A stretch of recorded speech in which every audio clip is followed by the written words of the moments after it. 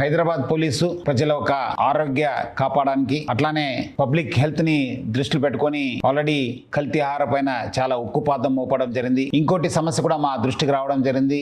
గత 2 రోజుల నుంచి సిటీలో ఉన్న ఈ నకిలీ డాక్టర్స్ పైన మనము ఉక్కుపాదం మోపడం జరిగింది. చెక్ చేస్తే దాదాపు 12 నకిలీ డాక్టర్స్ ని ఐడెంటిఫై చేయడం జరిగింది. ఈ నకిలీ డాక్టర్స్ వాళ్ళు ఆల్మోస్ట్ ఒరిజినల్ డాక్టర్స్ గా బిహేవ్ చేస్తూ అంతా యాంటీబయాటిక్స్ ఇవ్వడము, యాంటీ హైపర్ టెన్సివ్ డ్రగ్స్ ఇవ్వడము, యాంటీ డయాబెటిక్ డ్రగ్స్ ఇవ్వడము, కొన్ని చోట్ల స్టెరాయిడ్స్ ఇవ్వడము, కొన్ని చోట్ల మీకు ఇంజెక్షన్ చేయడము, సలైన్ ఎక్కించడం అంతా చేయడం మా దృష్టికి రావడం జరిగింది. దీనివల్ల మన లంగ్స్ కి ఎఫెక్ట్ కావడం జరుగుతుంది, హార్ట్ కి, కిడ్నీస్ కి చాలా ఎఫెక్ట్ కావడం జరుగుతుంది. వీళ్ళకు ఎలాంటి ఒక జ్ఞానం లేకపోవడం వల్ల వాళ్ళు 1 రోజు 2 రోజు వాడే మందుని కూడా వాళ్ళు 5 రోజు వాడండి, 10 రోజు వాడండి, 1 మంత్ వాడండి అని చెప్పడంతో కూడా చాలా మంది తర్వాత చాలా నష్టపోయిన సందర్భం కూడా వాళ్ళకు ముఖ్యంగా తెలియకుండానే ఈ ఒక నష్టం కావడం జరుగుతుంది. సో అందుకు మనము డాక్టర్స్ ఉన్నారు, వాళ్ళ పైన ఉక్కుపాదం మోపడం జరుగుతుంది. ఇంకా సిటీలో ఉన్న వేరే చోట్ల కూడా ఇలాంటి వాళ్ళ పైన కూడా మనము ఇంకా చెక్ చేయడం జరుగుతుంది. అట్లనే మనం ప్రజలందరూ కూడా కోరుతున్నాను, మీరందరూ కూడా చాలా అప్రమత్తం ఉండాలని చెప్పి నేను కోరుతున్నాను.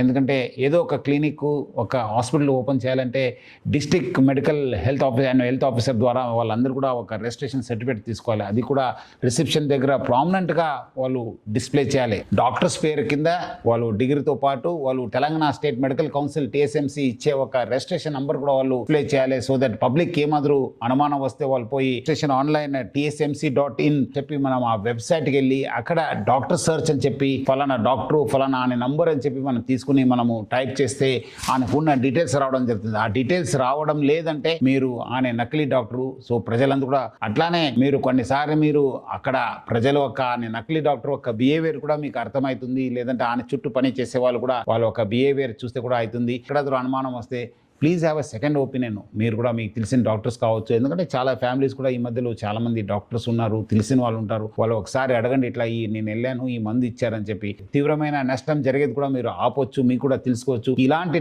నకిలీ డాక్టర్ సమాచారం ఉంటే మీరందరూ కూడా ప్లీజ్ డయల్ 112కి లేదంటే దగ్గరున్న పోలీస్ స్టేషన్ కూడా తెలియచేయాలని చెప్పి ప్రజలందరూ కూడా కోరుతున్నాను. నకిలీ డాక్టర్ వల్ల ప్రజలందరూ కూడా అప్రమత్తం ఉండాలని చెప్పి మరి కోరుతున్నాను.